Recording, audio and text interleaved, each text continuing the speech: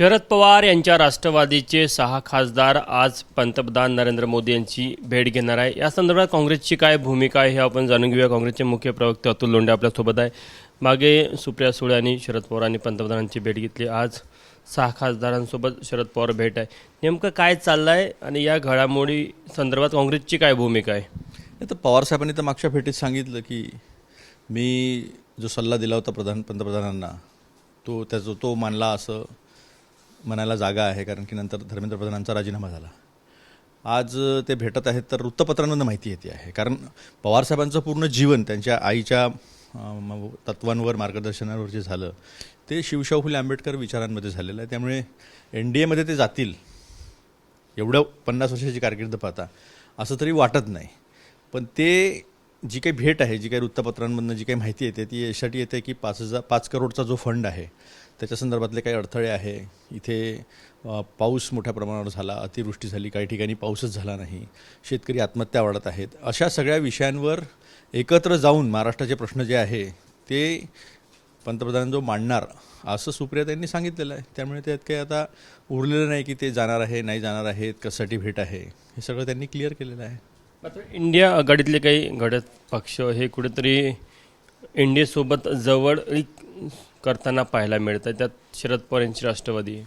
मला असं वाटतं की देशाचे पंतप्रधान किंवा एखाद्या मंत्र्यांना भेटणं याच्यामध्ये जवळीक साधणं असा अर्थ काढणं थोडंसं घाईचं होईल, कारण की शेवटी सरकार वेगळं आणि पक्ष वेगळा। सरकारमध्ये NDA आहे, BJP आहे आणि मंत्र्यांना भेटणं, आपले प्रश्न सोडवण्यासाठी प्रयत्न करणं याच्यामध्ये काही गैर आहे असं मला तरी वाटत नाही। कुठेतरी डिलिमिटेशन विधेयक तोंडावर असताना ते परत मांडलं जाईल अशी चर्चा असताना खासदारांना भेटणं, त्यामुळे अनेकांना संशय व्यक्त होतो। संशय व्यक्त करणं इफ्स अँड बट्सला राजकारणामध्ये खूप जास्त व्हॅल्यू नाही आहे।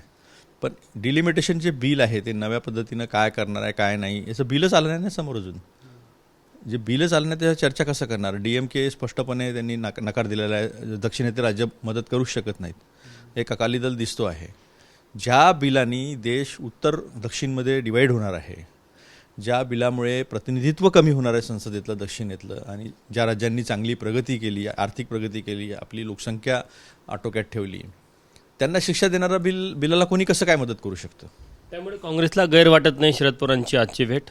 नाही, असं आहे की ते पंतप्रधानांना भेटत आहे ना, ते काही नितीन नबींना जाऊन थोडी भेटत आहे, ते काही मोहन भागवतांना थोडी जाऊन भेटत आहे, पंतप्रधानांना भेटत आहे। त्यामुळे त्यात काही गैर वाटण्याचं कारण काहीच नाही। आणि कोणी जाणारी असेल तर त्याला कोणी अडवू थोडी शकतं? जाण्याची शक्यता वाटतात तुम्हाला? आम्हाला तर वाटत नाही असं। इतके वर्ष आम्ही 99पासून त्यांच्या स्थापनेपासून सोबत राहिलेलो आहे आणि त्यांचे 2 तुकडे झाल्यानंतरही पवारसाहेब जे आहे ते आघाडीसोबत राहिले आणि शेवटी अजितदादांच्या मृत्यूपूर्वी असं वाटायला लागलं होतं की अजितदादा परत येणार। ज्या पद्धतीच्या काही घडामोडी झाल्या, संशयास्पद त्यांचा मृत्यू झाला, तेव्हा ते परत आघाडीकडे येणार, पवारसाहेबांकडे येणार अशी परिस्थिती दिसत होती। उतार वयामध्ये शरद पवार असा निर्णय घेणार नाही NDA सोबत जाण्याचं असं वाटतं काँग्रेसला? बिलकुल 100% वाटतं असं।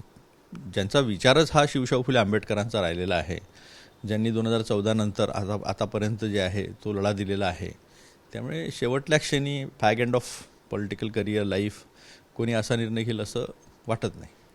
आपण बघू शकतो की शरद पवार आज त्यांच्या 6 खासदारांसह पंतप्रधान नरेंद्र मोदी यांची भेट घेणार आहे। त्या संदर्भात काँग्रेसची काय भूमिका आहे हे काँग्रेसचे मुख्य प्रवक्ते अतुल लोंढे यांनी स्पष्ट केलं आहे। कॅमेरामॅन मिथुन आत्मनेसह तुषार कोहळे, ABP माझा, नागपूर। ABP माझा, उघडा डोळे बघा नीट।